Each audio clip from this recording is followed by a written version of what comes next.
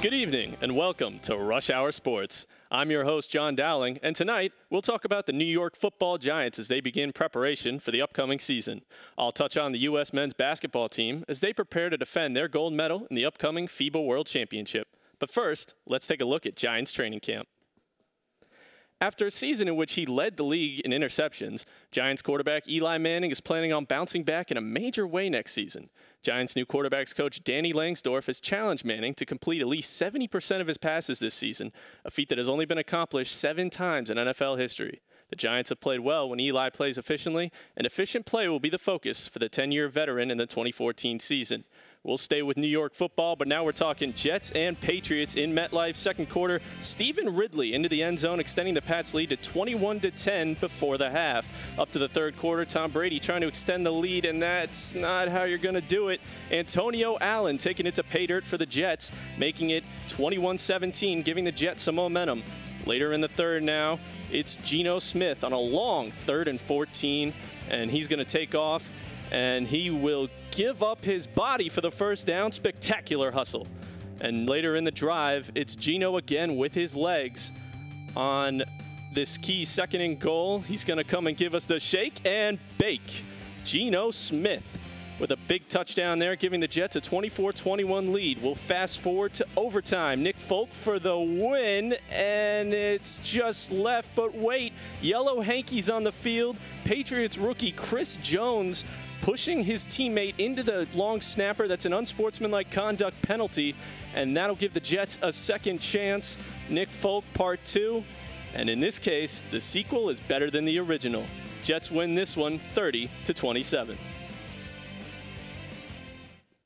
Back in East Rutherford, the New York Giants may have found themselves a 5th-round gem in rookie linebacker Devin Kennard. The former USC Trojan has impressed the defensive coaches in New York, and he has an opportunity to snag a starting job at middle linebacker while John Beeson is injured. The Giants don't rely heavily on rookies often, making this a story to look out for as the preseason begins. We'll dribble over to Madison Square Garden now. Patrick Ewing at his former stomping grounds. His Bobcats would not be ready for Carmelo Anthony first quarter here. Melo right down Broadway. 2 of his 20 points in the first quarter. And don't forget, he can shoot too. Knocks down the J. And he had 17 in the second, capped off by this half-court heave and splash. The basket as big as the ocean for Anthony. Going into the third, Carmelo with a kick out, and that is one of Melo's 6 threes on the night. 54-79 Knicks at this point. And now here it is. Fast break for Carmelo, and he gets away with the travel as he travels his way up the record books. And now, here we go. The shot heard round the Garden.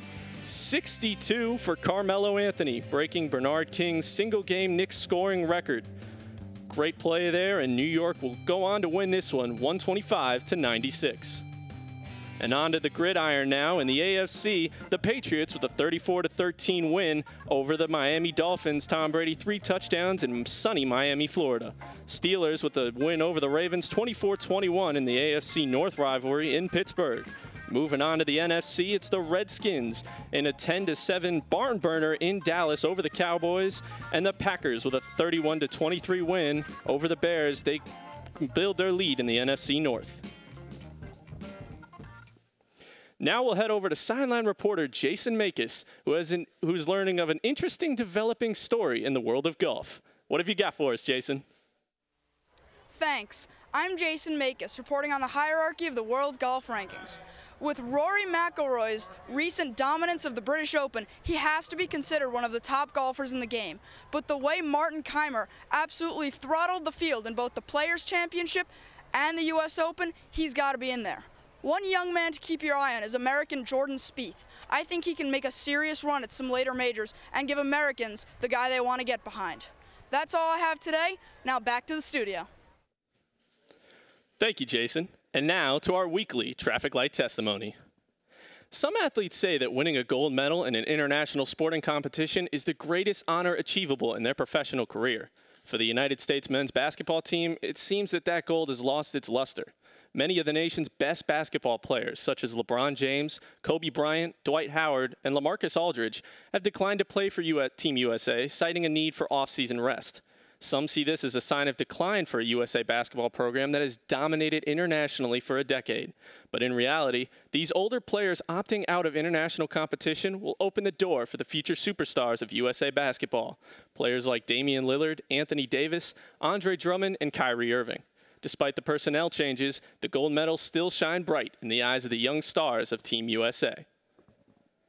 For all of us here at Rush Hour Sports, I'd like to thank you for tuning in. Be sure to come back for next week's Traffic Light Testimony when I examine whether or not U.S. soccer popularity is here to stay or just a patriotic flash in the pan. Good night, everyone.